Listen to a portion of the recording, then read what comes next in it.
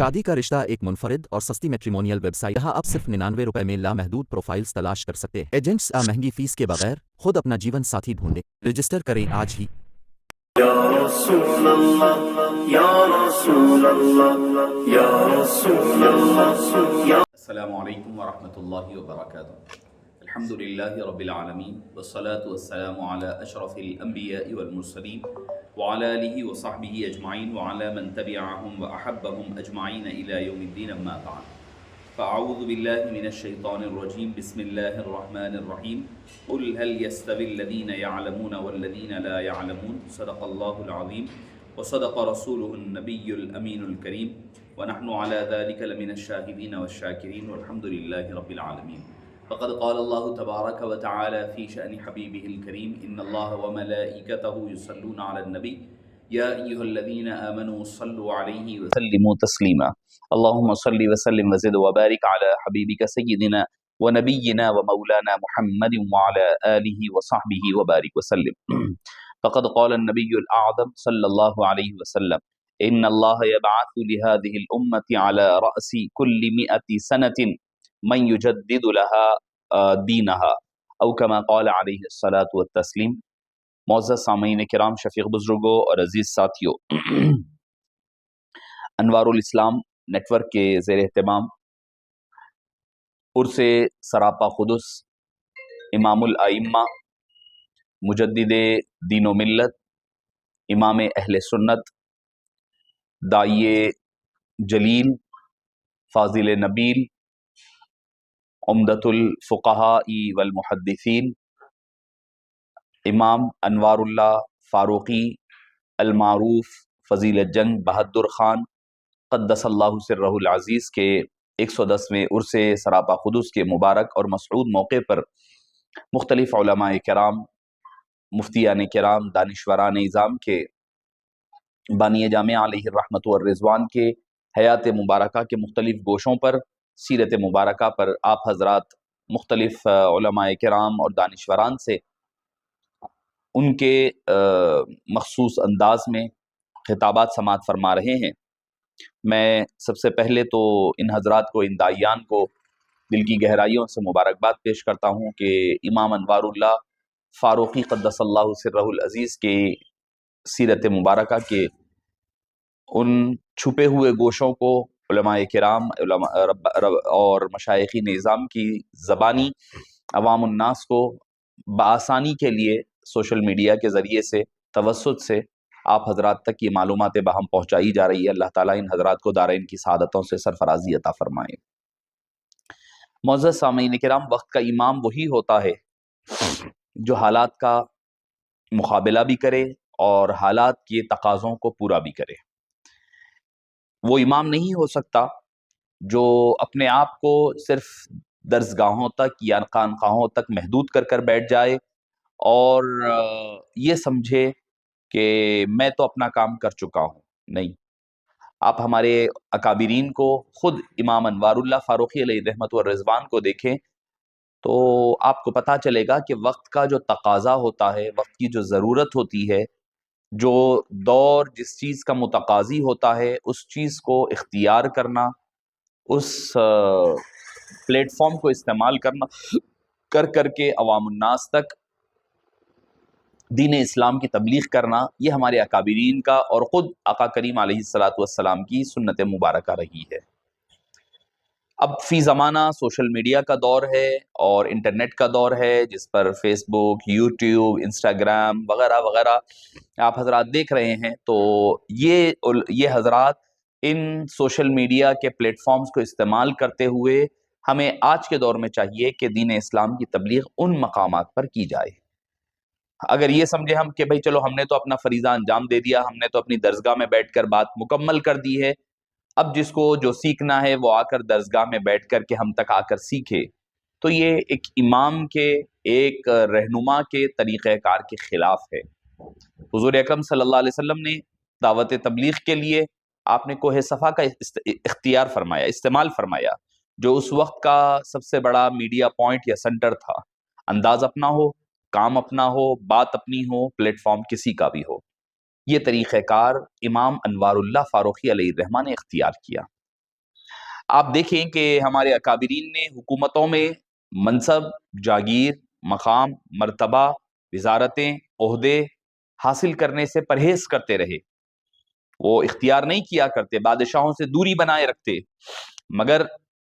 مجھے جو ہستیاں نظر آتی ہے جنہوں نے بادشاہوں سے قربت رکھ کر کے ان کی اصلاح فرمائی، ایک تو امام احمد فاروقی سرہندی قدس اللہ سرہ العزیز مجدد الف ثانی علیہ الرحمہ نے، اور دوسرے اسی فاروقی نسل میں آنے والی کڑی امام انوار اللہ فاروقی علیہ الرحمہ نے، وہ بھی فاروقی تھے، یہ بھی فاروقی ہے،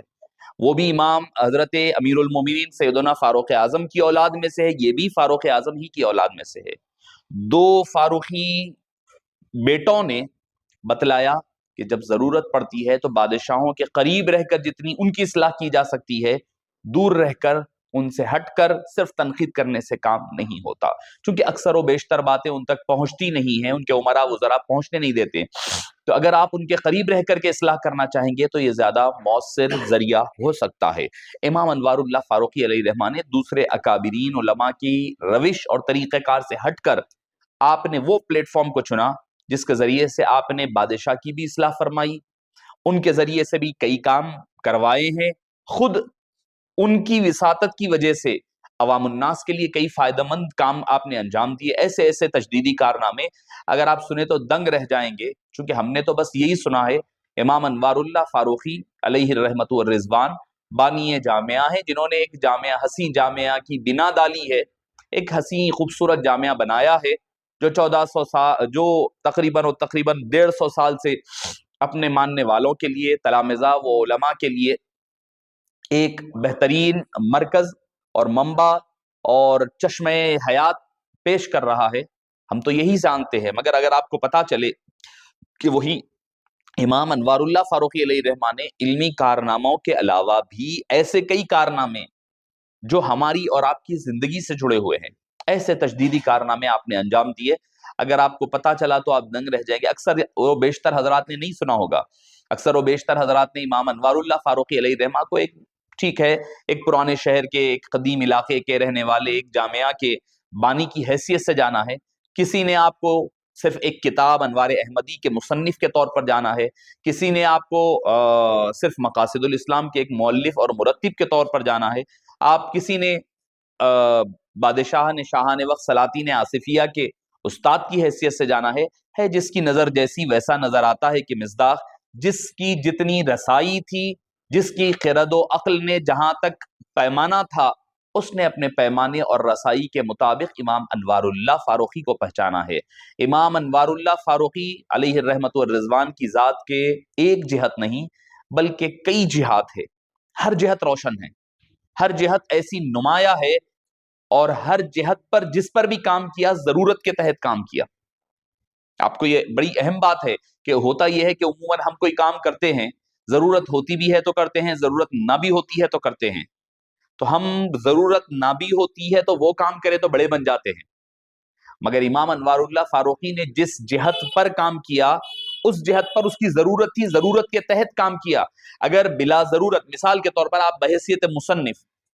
بحیثیت مصنف اگر آپ کی کتابوں کو جمع کیا جائے 70-80 کتابیں بن جاتی ہے آپ کی، اگر آپ جماعت الگ الگ جو حصے آپ نے لکھے ہیں اگر اس کو ساری کتابوں کو ایک جگہ کریں، آپ کے چھوٹے چھوٹے رسالہ 70-80 کتابیں لکھے جانا کوئی معمولی بات نہیں ہے ایک آدمی کے لیے اس دور میں۔ آج کا دور ٹھیک ہے، انٹرنیٹ کا دور ہے، مواد آسانی سے اویلیبل ہو جاتا ہے کہیں سے بھی، اس دور میں کتابیں کھنگالنا پڑتا ہے، کتابوں کی گرد رسانی کئی مکتبات میں، لائبریریوں میں بیٹھنا پڑتا ہے۔ اس دور میں 60-70 کتابیں امام انوار اللہ فاروقی علیہ الرحمہ کی ہے، اور ہر کتاب ضرورت کے تحت ہے۔ وقت آیا، ضرورت آئی، فتنہ اٹھا، ضرورت محسوس کی گئی، آپ نے کتاب لکھی ہے۔ اگر بلا ضرورت کے کتابیں لکھتے تو میں سمجھتا ہوں کہ 1000 کتابیں تو ہو جاتی تھی۔ آپ نے جو چیز کے لیے آپ نے قلم، میں ایک مثال دیا آپ کو، اسی طرح ہر جہت پر اگر آپ امام انوار اللہ فاروقی علیہ الرحمہ کو جا کر دیکھیں تو امام انوار اللہ فاروقی علیہ الرحمۃ والرضوان کا معاملہ یہی ہے، کیا کہ ضرورت کے تحت آپ نے کام کیا، اور ضرورت کو کا رد کرنے، جواب دینے کے لیے حالات کا تقاضا تھا، اسی لیے آپ نے اس جہت پر، اس نہج پر کام فرمایا۔ یہاں تک کہ جامع نظامیہ کی جو بنیاد ہے وہ بھی ایک ضرورت کے تحت رکھی گئی۔ ایسا نہیں کہ چلو اپنے لیے ذریعہ معاش کی ضرورت ہے کہ مدرسہ ڈال لیں گے، چلو دینی کام چل جائے گا، زکوٰۃ و صدقات چرم و قربانی جمع ہو جائے گی، کچھ نہ کچھ اس میں وسائل اپنے لیے بھی تیار ہو جائیں گے۔ نہیں، جب شہریان حیدرآباد نے دیکھا اور فکر مند اہل فکر حضرات نے جب دیکھا کہ شہر حیدرآباد میں زما خان شہید علیہ رحمت و رضوان کو شہید کیا گیا، جہاں عقائد اہل سنت والجماعت کو دبایا جا رہا ہے، ختم کیا جا رہا تھا، اور ان عقائد کا پرچار کرنے والے، ان کی تبلیغ کرنے والوں کو شہید کیا جا رہا ہے، تو ایسی صورتحال میں آپ نے ضرورت محسوس کی کہ اگر ایک عالم ایسا شہید، ایک عالم شہید ہوتا جائے گا تو اہل سنت والجماعت کی عقائد کی حفاظت کرنے والے باقی نہ رہیں گے۔ آپ نے اس ضرورت کو پورا کرنے کے لیے اپنے چند معاصرین اور حضرات کے ساتھ مشورے کے بعد یہ طے کیا کہ مدرسہ نظامیہ کا مسجد افضل گنج میں آغاز کیا جائے گا، تاکہ عقائد اہل سنت والجماعت کی حفاظت ہو اور علماء کرام کی ایک ٹیم تیار کی جائے تاکہ وہ کل کے حالات کا مقابلہ بذات خود کر سکے۔ ایک عالم اگر شہید ہو جاتے ہیں تو دوسرا تیار رہے، دوسرا ہو تو تیسرا تیار رہو۔ ایک فوج تیار کرنے کے لیے ایک ضرورت کے تحت آپ نے جامعہ نظامیہ کی بنیاد ڈالی۔ اور معزز سامعین کرام، امام انوار اللہ فاروقی علیہ رحمت و رضوان کا معاملہ عجیب، جو کام کرتے ہیں آقا کریم علیہ الصلوۃ والسلام کی رضا کے لیے اور حکم پر فرمایا کرتے ہیں۔ آپ کی ولادت سے لے کر سفر حج تک جانا، پھر سفر حج سے پلٹ کر واپس آنا مدینہ پاک سے، یہ سب کچھ امام انوار اللہ فاروقی علیہ الرحمہ نے آقا کریم علیہ الصلوۃ والسلام کی رضا، خوشنودی، آپ کی رضا کے لیے آپ کے حکم پر فرمایا ہے۔ تو آپ اندازہ لگائیے کہ جب آپ کا ہر کام آقا کریم علیہ السلام کی رضا پر ہے تو اب جو کام کیا جائے گا اس میں عشق مصطفیٰ کی واضح روشن دلیل نظر آتی ہے، جھلک نظر آئے گی۔ کیوں؟ کیونکہ مسئلہ یہ ہے کہ انہوں نے اپنی ذات کے لیے نہیں، کوئی اپنے ذات کے لیے پیسہ متعین نہیں فرمایا، بلکہ اپنی سارا کچھ، جو کچھ پیسہ آتا سلاطین آصفیہ سے، وہ ساری کی ساری رقم آپ نے مصطفیٰ کریم علیہ السلام کی مقبول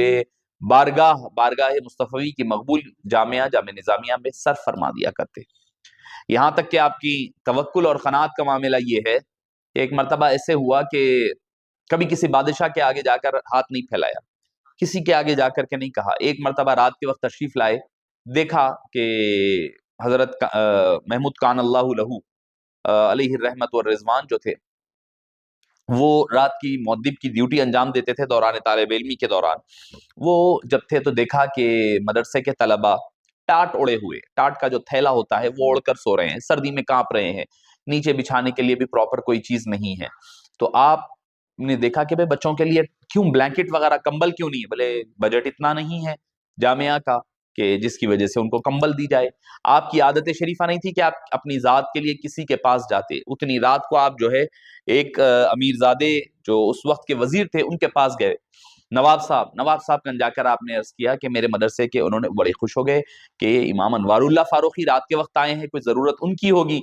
جب آپ نے زبان مقدس کھولی تو پتا چلا کہ وہ ان کی اپنی ذاتی ضرورت نہیں تھی، جامعہ کے طلباء کی ضرورت کو پورا کرنا مقصود تھا۔ کہنے لگے کہ میرے بچے ٹاٹ اوڑھ کر سو رہے ہیں، سردی میں کانپ رہے ہیں، تو ان کے لیے بلینکٹوں کی ضرورت ہے۔ بولے کتنے؟ بہرحال 200 300 جو بھی اتنی ضرورت۔ انہوں نے کہا کہ میں صبح پہنچا دوں گا، اس کے علاوہ بھی اگر آپ فرمائیں تو میں پہنچا دوں گا۔ آپ نے فرمایا ابھی کے لیے اتنا کافی ہے۔ اور آپ کی سیرت مبارکہ میں مطلع الانوار میں لکھا ہے کہ آپ ساری رات سو نہیں سکے، امام انوار اللہ رات بھر جاگتے رہے۔ کیوں؟ کیونکہ ان کی بلینکٹس ابھی پہنچی، انتظام ہو گیا ہے، پہنچی نہیں ہے۔ جب تک کہ بچوں کو بلینکٹس نہیں پہنچ گئی، جب تک کہ آپ آرام کے ساتھ آپ نے آرام نہیں فرمایا۔ تو یہ ہے اپنے طلباء جامعہ کے لیے۔ اور توکل کا معاملہ کیا ہے کہ فرماتے ہیں کہ ایک مرتبہ پتا چلا کہ مدرسے میں نئے طلباء کے ایڈمیشنز روک دیے گئے، یہ کہہ کر کہ ہمارے پاس بجٹ نہیں ہے کہ اگر نئے طلباء آئیں گے تو ان کے کھانے پینے رہنے کا انتظام ممکن نہیں ہے۔ معلوم ہوا تو کہنے لگے کہ کس سے پوچھ کر روکا تم نے یہ ایڈمیشنز؟ داخلے جاری رکھتے، جو انتظامات ہوں گے وہ اللہ اور اللہ کے حبیب صلی اللہ علیہ وسلم پورے فرما دیں گے، تمہیں روکنے کی ضرورت کبھی بھی۔ اور اپنی وصیت میں لکھا کہ کبھی بھی جامعہ کے طلباء کی تعداد کو روکنا نہیں ہے، کہ جو طلباء آتے جائیں ان کو داخلہ دیا جاتا رہے، اندرون ہو یا بیرون ہو۔ بہرحال تو یہ قناعت، یہ توکل کیسے حاصل ہو سکتی ہے؟ اللہ اور اللہ کے حبیب صلی اللہ علیہ وسلم کی قربت کی وجہ سے نصیب ہوا کرتی ہے۔ معزز سامعین کرام، امام انوار اللہ فاروقی علیہ رحمہ کہ تجدیدی کارنامے، جیسے میں نے حدیث مبارک بخاری شریف کی آپ کے سامنے سنائی کہ آقا کریم علیہ الصلوۃ والسلام نے ارشاد فرمایا ان اللہ یبعث، کہ اللہ تعالیٰ روانہ فرماتا ہے، بھیجا کرتا ہے لہذه الامہ، اس امت میں، کہ کل مئتی سنتن، کہ ہر علی رأس کل مئتی سنتن، کہ ہر سال کی ابتدا میں، کہ ایک ایسی شخصیات کو روانہ کرتا ہے من یجدد، کہ جو آ کر کے تجدید کیا کرتے ہیں ان شخصیات کے حوالے سے، دینہا، کہ دین اسلام کی تجدید ان شخصیات کے حوالے سے تجدید ہوا کرتی ہے۔ تجدید، مجدد یہ نہیں ہوتا کہ کوئی نیا کام کرے، مجدد کہا جاتا ہے جو پہلے سے کام ہو اس کو رینیول کرے، جو عقائد، کوئی نیا عقیدہ بنانے کے لیے، نئے مسائل ٹھہرا کرنے کے لیے مجدد نہیں آتا ہے۔ مجدد کا کام ہی یہ ہوتا ہے یجدد لہا دینہا، اس کے ذریعے سے دین کو پھر سے جلا بخشی جاتی ہے، جو سنتیں مٹ رہی ہوتی ہیں وہ سنتوں کو زندہ کرنا، یہ کام ہوتا ہے مجدد کا۔ مجدد کوئی نئے کام کرنے والے کو، آج ہم یہ سمجھتے ہیں کوئی نیا، ارے بھائی یہ پہلی مرتبہ کام ہوا ہے یہ مجدد ہے، نہیں، مجدد اس کو نہیں کہا جاتا۔ مجدد کہا اس کو جاتا ہے جو آدمی پہلے سے ہی دین کی بنیادیں ہیں، انہی بنیادوں پر اس کو اور مضبوط کرنے کے لیے، مٹی ہوئی سنتوں کو زندہ کرنے کے لیے مجدد تشریف لایا کرتے ہیں۔ تو معزز سامعین کرام، اور یہ ضروری نہیں ہے کہ ایک وقت میں ایک ہی مجدد رہے، ایک سے زائد مجدد رہ سکتے ہیں۔ اکثر لوگوں کا ذہن یہ جاتا ہے کہ مجدد تو فلاں تھے اگر اس صدی کے، تو پھر دوسرے کیسے ہو سکتے؟ صحابہ کرام کا دور اٹھا لیں، وہ کیا وہ مجدد نہیں تھے؟ صحابہ کرام، تابعین کا دور لے لیں، ہر جگہ، ہر مقام پر الگ الگ مجددین نظر آتے ہیں۔ تو ایک سے زائد مجدد ہونا اس بات کی دلیل نہیں ہے کہ کوئی یہ حدیث پاک کے خلاف جائے۔ تو لہٰذا ایک سے زائد مجددین کا ہونا کئی اکابرین نے ثابت اور واضح فرمایا ہے۔ اب تفصیل میں جانے کا وقت نہیں ہے کہ اس پر گفتگو کروں کہ کون سی صدی میں کتنے مجددین آئے۔ تو معزز سامعین کرام، تجدیدی کارنامے جو کیا کرتے ہیں، جس کی وجہ سے دین کو، جو اس کی بنیادیں مٹ رہی ہوتی ہے، اس کو بقا عطا کرنا۔ بعض وقت تو ایسا ہوتا ہے کہ مجدد ایک ہی فیلڈ پر کام کرتا ہے، ایک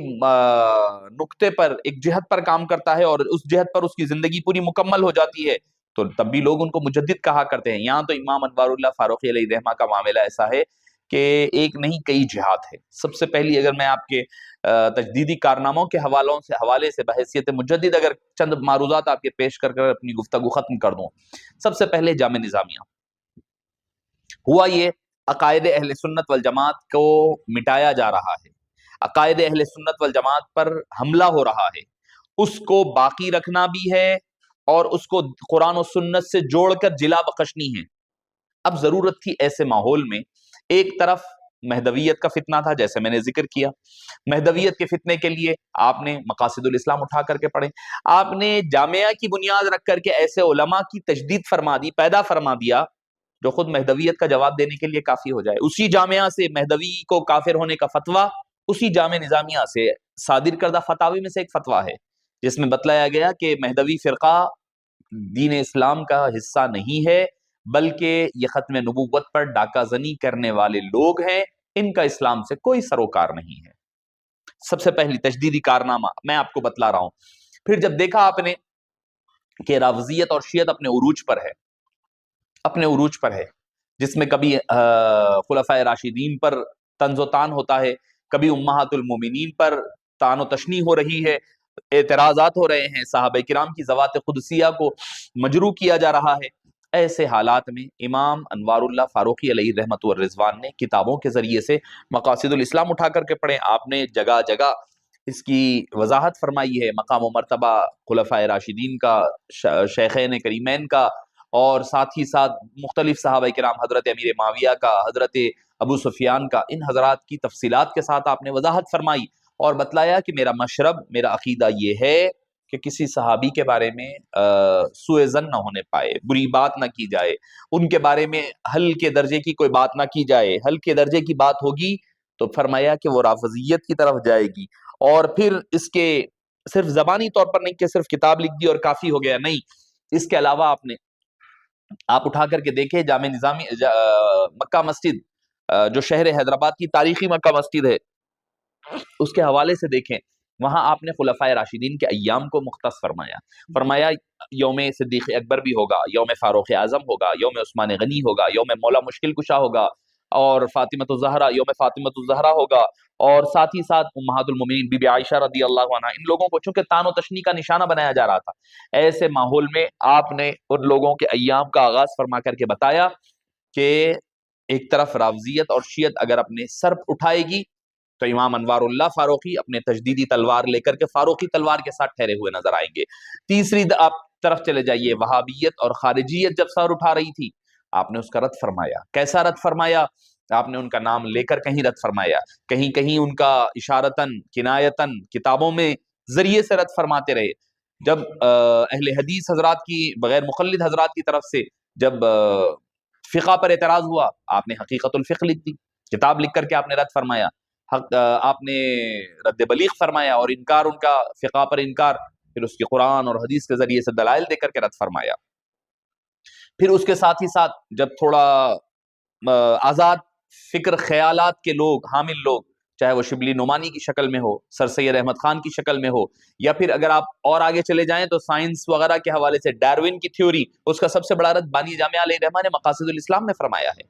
بتلایا کہ انسان کی حقیقت کیا ہے۔ ڈاروین کی تھیوری کے دھجیاں اڑائی اگر کسی نے تو امام انوار اللہ، کسی مولوی کے آپ کتابوں میں نہیں نظر آئے گا، کسی مدرسے کے پڑھنے پڑھانے والے کی شخص میں ڈاروین کا نام بھی نہیں ملے گا۔ آپ نے اس کی تھیوریز کو لکھا، لکھ کر کے اپنا جواب آپ نے ثبت فرمایا، تو پتہ چلتا ہے کہ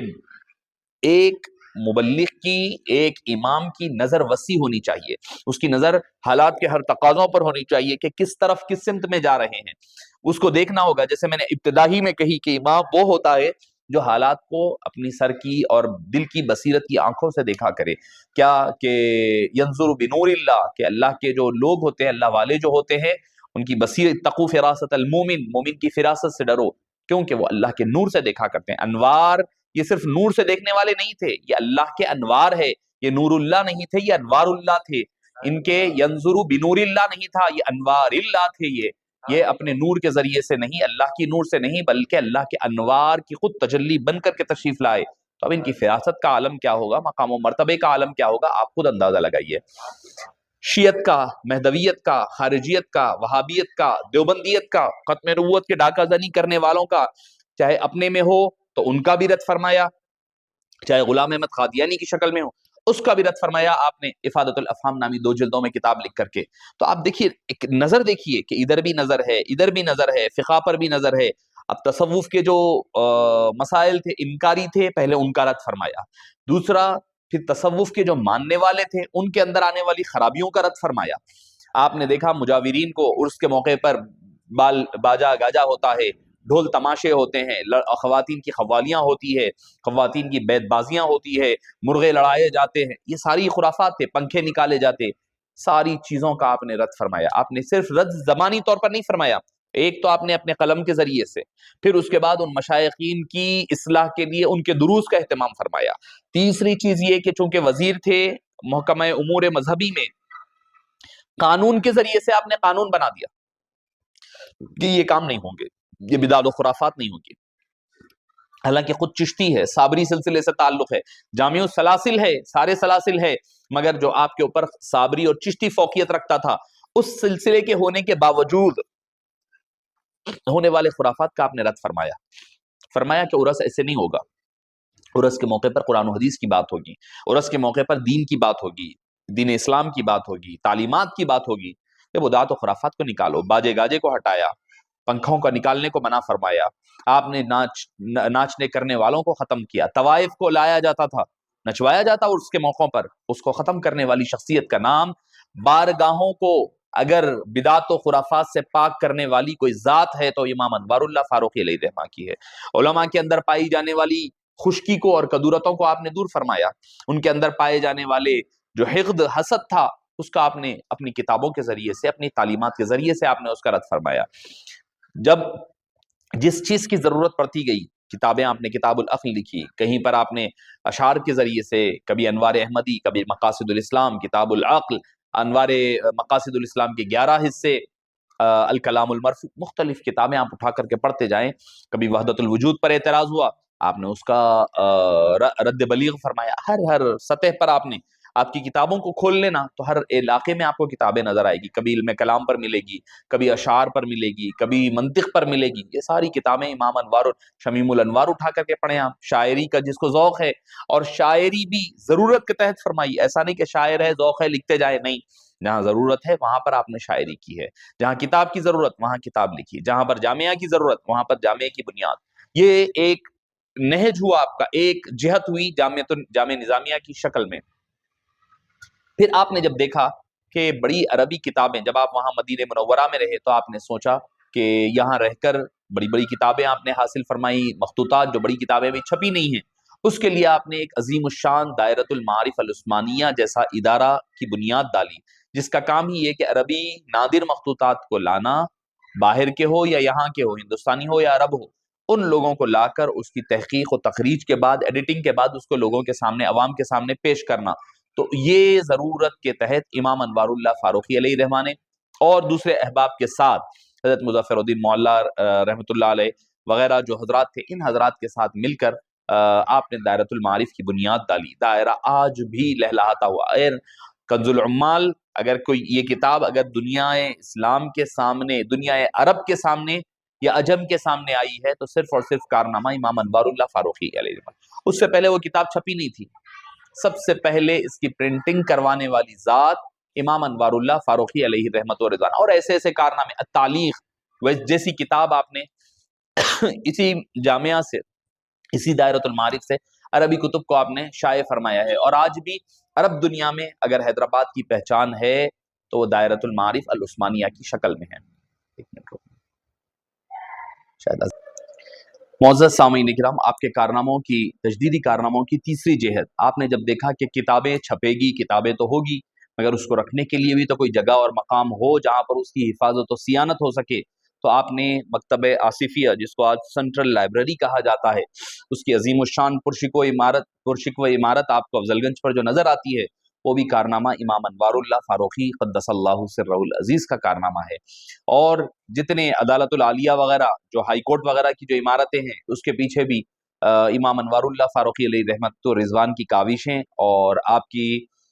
خدمات اور آپ کی کرم فرمائیاں شامل حال ہیں. اگر آپ اور آگے بڑھے تو امام انوار اللہ فاروقی علیہ رحمہ کے سامنے جب یہ بات آئی کہ نظام سابق میر عثمان علی خان چاہ رہے ہیں کہ کوئی ایسا جامعہ یا یونیورسٹی بنائی جائے جو مختلف اور منفرد رہے عصری تعلیم کے لیے، تو آپ کے مشورے پر اردو یونیورسٹی بنانے کا مشورہ دیا گیا.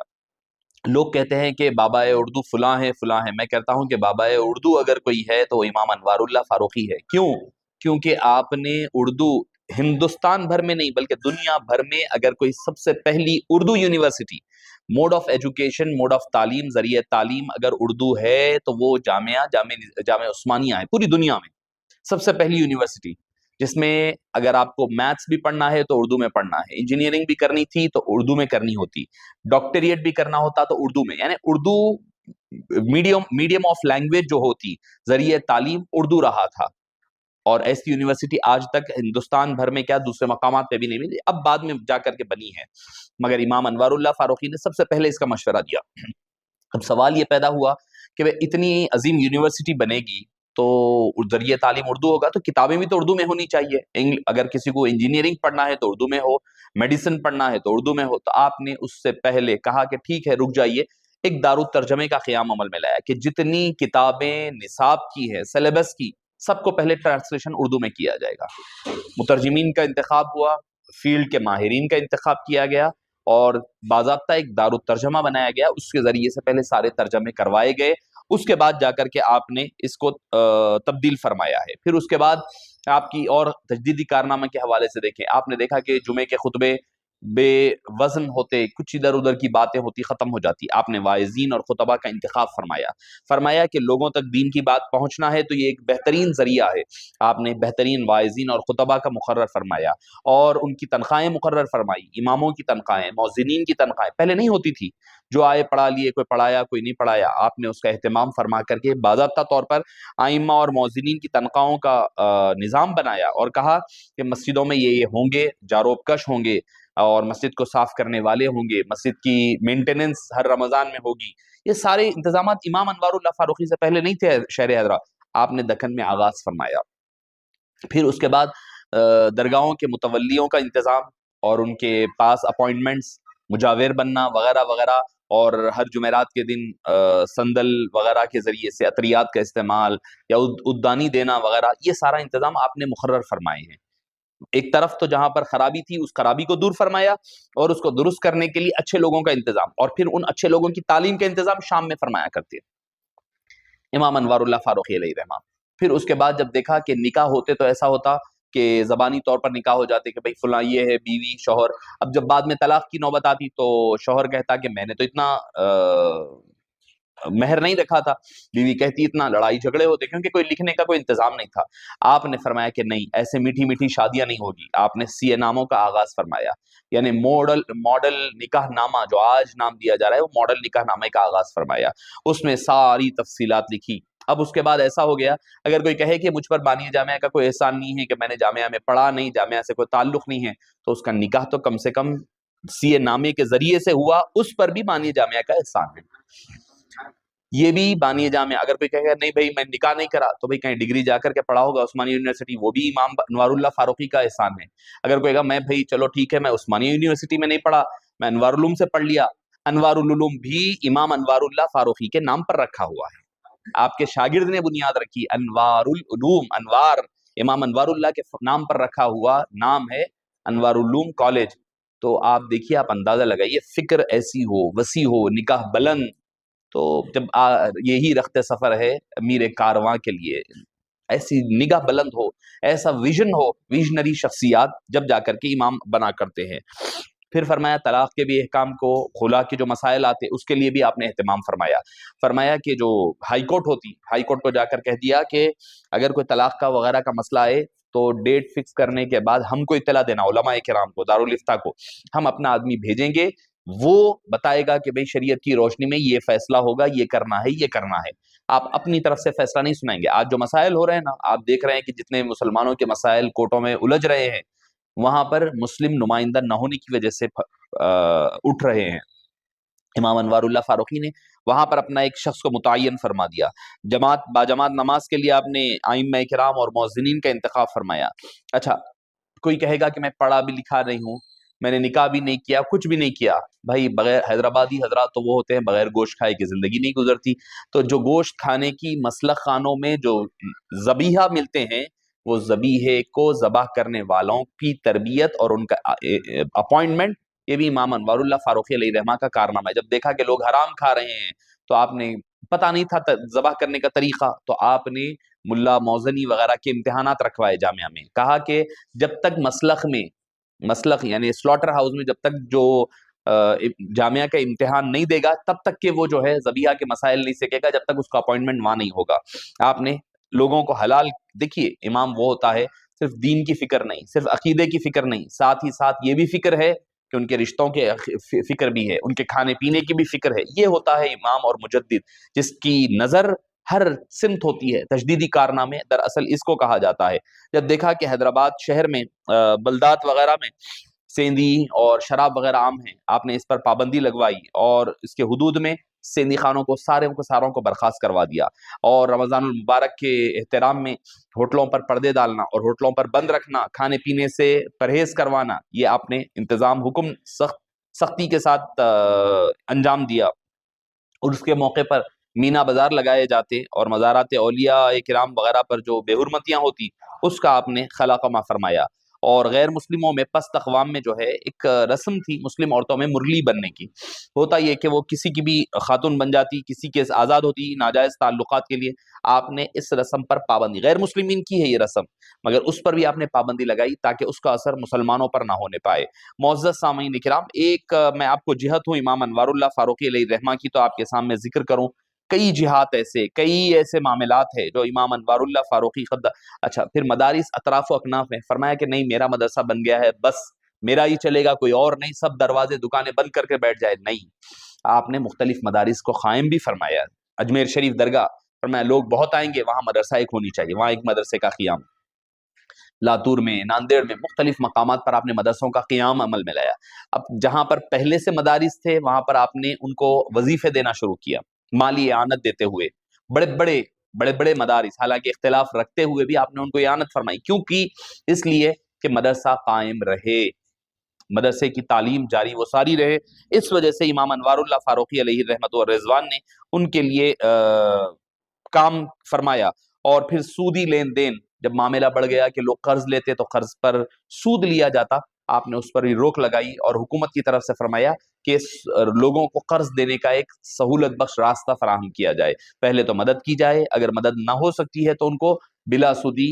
قرض دیا جائے. تو کتنی جہات ہے، ایک جہت ہو تو میں گفتگو کروں. ہر جہت ایسی ہے کہ جس پر ایک گھنٹہ بولا جا سکتا ہے کم سے کم، یا اور زیادہ کہا جا سکتا ہے، مگر چونکہ